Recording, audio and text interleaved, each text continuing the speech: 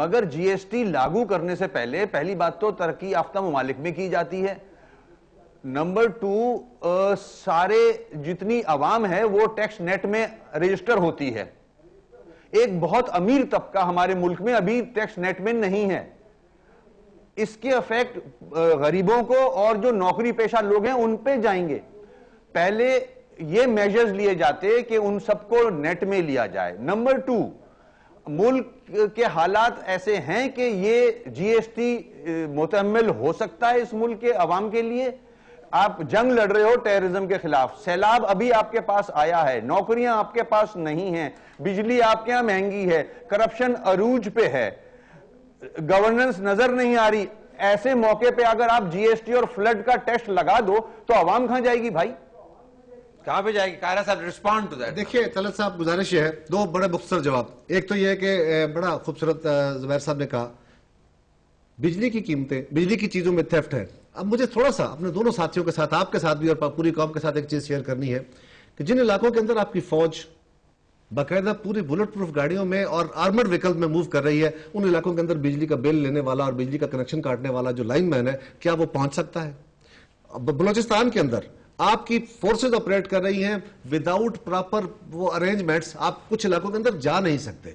उन इलाकों में क्या आपके लाइनमैन को, लाइन सुपरिटेंडेंट को, एसडीओ को वो एक्सेस है? कुछ देखे ना, कुछ ऑपरेशनल मजबूरियां भी हैं। ये हम ये नहीं कह रहे कि ये एक्सक्यूज है। दूसरी बात, 4 कंपनीज आपकी बड़ी, सर छोटी सी मैं गुजारिश कर दूं, देखिए ना ये हैंडीकैप्स है, छोटा लीकेज है सर, बहुत बड़ा लीकेज में 1 नंबर सर। मेरी गुजारिश सुन लीजिए, आई एम सॉरी। देखिए आपकी 2 बड़ी कंपनीज हैं, आपकी जो फाटा की कंपनी है उसके लॉसेज है 90% के करीब, आपकी जो पेस्को है जो इसी एरिया की कंपनी है उसके लॉसेज अबव 50% है। मजमूई में बहुत छोटा है। मेरी सुन लीजिए ना, आप केस्को है, आपकी पंजाब की 4 कंपनीज है, आपकी एस्को है, आपकी लेस्को है, आपकी फेस्को है, गेपको है, 4 कंपनीज है जिनके लॉसेज 10% है और वो लाइन लॉसेज भी है। अच्छा, इसमें है जो वसीम साहब ने कहा कि जी ये मुतहम्मिल नहीं हो सकता। ये तलत साहब मुझे एक बात बताएं, ये तरक्की पजीर मुआशरा तरक्की याफ्ता कैसे होता है? एक कमजोर इकोनॉमी को आपने बड़ी अच्छी इकोनॉमी में कन्वर्ट करना है, कैसे करना है? ये तरक्की पजीर से तरक्की याफ्ता का जो सफर होता है वही डॉक्यूमेंटेशन है, वही आपकी इकोनॉमी के अंदर। सर तगड़े सेक्शन भी साथ आएंगे सर। मेरी हाँ जी तलत साहब, बिल्कुल। देखिए गुजारिश रियल एस्टेट के मैं उस पर तलत साहब मेरी गुजारिश सुन लीजिए। हम कह रहे हैं कि हम 15% कर रहे हैं सेल्स टैक्स, क्या इससे पाकिस्तान के लोगों पर डायरेक्टली इंपैक्ट महंगाई का आएगा?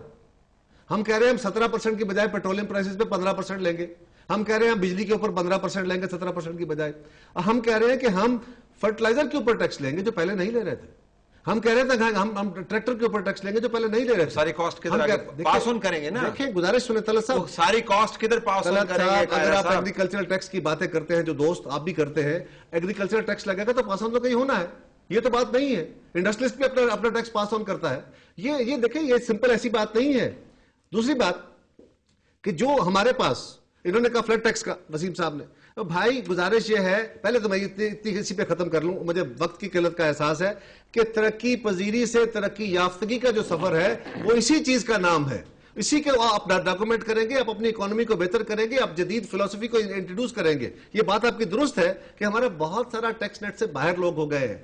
आपके इस सेल्स टैक्स के निजाम से, मैं सिर्फ गुजारिश करता हूं, इसी सेल्स टैक्स के निजाम से तलत साहब आपके बहुत सारे सेक्टर्स ने एग्जेम्पशन ले ली है। अगर हम उनको एग्जेम्पशंस विड्रॉ करके उनको टैक्स नेट में ला रहे हैं, 3 बजट पास किए, तलत साहब एक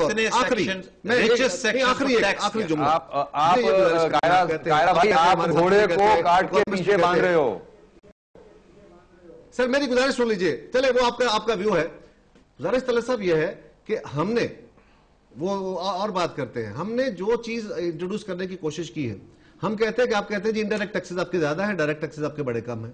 भाई डायरेक्ट टैक्स आपका तब आएगा ना जब आपके पास डॉक्यूमेंट। अब मेरी मजबूरी है कि मेरे पास वक्त बिल्कुल नहीं रहा, आपके पास I have to close, unfortunately I have to close the program. आप ये गारंटी से क्या कह सकते हैं, इस वक्त लोग आपको लाइव देख रहे हैं और मैं इसके ऊपर एक और प्रोग्राम करूँ आपसे भी और वसीम साहब से माजूद कि ये जो रिवाइज जीएसटी आप लगाएंगे इसका 1% भी आम लोगों की जिंदगी पर असर नहीं पड़ेगा? Can you say that? इसके मुस्बत असरात पड़ेंगे, मनफी असरात? मेरी गुजारिश सुने, इसका गवर्नमेंट का रेवेन्यू पहले साल में ड्रॉप होगा बहुत सारे सेक्टर्स में। आपका मेजर सेक्टर आता है ना जी, पेट्रोलियम का आता है, लोगों की जिंदगी पर का असर आता है। पड़ेगा या नहीं पड़ेगा? इसका मुस्बत असर पहले साल में पड़ेगा, इसका मुस्बत असर अगले सालों में पड़ेगा। एक तला साहब याद रखिए, अनडॉक्यूमेंटेड इकोनॉमीज में ये टैक्स अवाम के नाम पे, हुकूमत के नाम पे रिसीव किए जाते हैं Okay. और आगे पास ऑन नहीं किए जाते। I जब ये apologize for आपने I have to close the पोषण program. खत्म करेंगे I have तो to लोगों को close- फायदा होगा। I have to close the program. Wasim साहब, जुबैर साहब, कारी साहब, थैंक यू वेरी मच। नाज़रीन, हमारी तरफ से यही कुछ डिबेट तशना रहेगी, लेकिन इसको हम कंप्लीट करेंगे the next 2 days. Stay tuned. Allah Hafiz.